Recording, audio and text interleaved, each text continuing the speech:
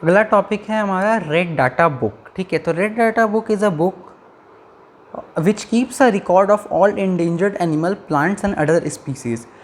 तो जैसे कि हम लोग जानते हैं कि बहुत सारे स्पीसीज़ इंडेंजर्ड हो जाते हैं, एक्सटिंक्ट हो जाते हैं, तो वो सब हम लोग को पता कैसे चलते हैं। उनका भी एक रिकॉर्ड होता है जो कि रेड डाटा बुक होता है। उसमें सारे रिकॉर्ड लिखे रहते हैं कि कितने स्पीसीज़ के कितने प्रजाति पाए जा रहे हैं। मतलब जो सारे साइंटिस्ट लोग सारे रिसर्च करते हैं, उससे हम लोग रेड डाटा बुक में स्टोर करते हैं और उसी से हमें पता चलता है। Actually red data book contain a list of species which are in danger and becoming extinct. वही चीज़ मैंने बोला आपको कि जो भी डेंजर और एक्सटिंक्ट होने वाले रहते हैं, उन सारे स्पीसीज़ का जितना भी चीज़ लिखा रहता है सब रेड डाटा बुक में मेंशन रहता है। There are different red data books from plant, animal and other species. Plants के लिए अलग, एनिमल के लिए अलग रेड डाटा बुक्स होते हैं। Red data book are being published in many different country, provide useful information on the threat status of the various species.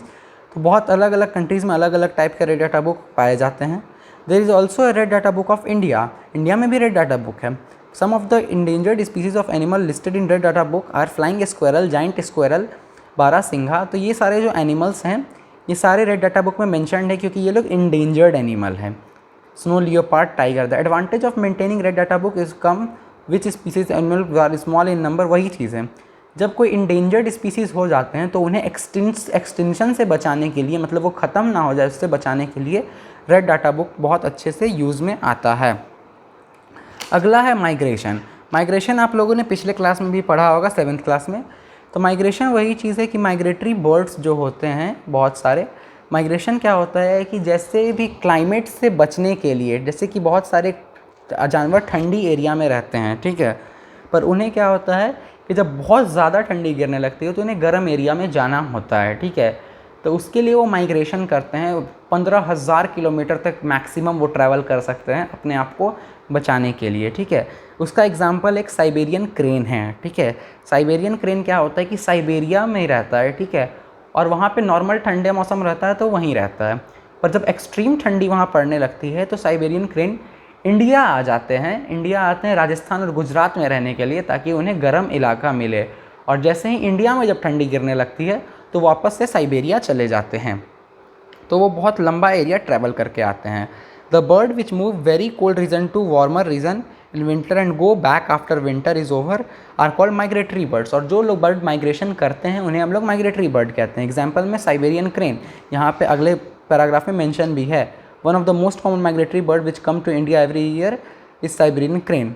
तो ये चीज़ हो गया क्लियर। पिछले क्लास में भी आप लोगों ने पढ़ा होगा, अगर आप लोगों को याद होगा तो, यही सारी चीज़ें। फिर आता है रिसाइकलिंग ऑफ पेपर। तो रिसाइकलिंग क्या होता है कि पेपर का यूज़ बहुत ज़्यादा होता है, ठीक है। तो पेपर का यूज़ हम लोग बार बार उस चीज़ को कैसे यूटिलाइज़ कर सकते हैं, मतलब एक बार यूज़ करके फेंकने से अच्छा है कि उसको हम बार बार यूटिलाइज़ कैसे कर सकते हैं, उसी चीज़ को हम लोग रिसाइकलिंग कहते हैं। The paper is made from wood pulp that is produce from wood of forest tree. It is been estimated that 17 full grown trees are need to make 1 ton of paper. तो ये आपने देखा कि 17 पूरे उगे हुए अच्छे से पेड़ को अगर हम लोग काट के बनाएंगे वुड पल्प निकाल के उनका, तब 1 टन पेपर बनता है, ठीक है। ये कैलकुलेशन किया गया है। तो इसीलिए हम लोग बहुत ज़्यादा पेपर ख़त्म ना हो, बहुत ज़्यादा पेड़ कटे नहीं, डिफॉरेस्टेशन बहुत ज़्यादा नहीं हो, इसके लिए हम लोग क्या करते हैं, रिसाइकल करते हैं पेपर को। The term recycling of paper means to process the waste paper to make new papers so that it can used again. तो पुराने पेपर्स को वापस से यूज़ में लाना, उसी को रिसाइकलिंग कहा जाता है, ताकि बार बार वो यूज़ हो सके, ठीक है, और पेड़ कम कट सके। Paper can be recycled from old newspaper, magazine, books, notebooks material, removing ink from them. तो उनके जो भी आप कॉपी और नोटबुक पे पूरा भर भर के लिख देते हैं और जो रद्दी वाले ले जाते हैं, तो वो क्या करते हैं, उसको वो सारे पेपर से इंक मिटाते हैं और वापस से एक सारे पेपर्स को मर्ज करके एक नया कॉपी बनाते हैं। और जो आप मार्केट में देखते हो कि किलो के भाव से जो कॉपी मिलती हैं वो वही कॉपीज़ होते हैं।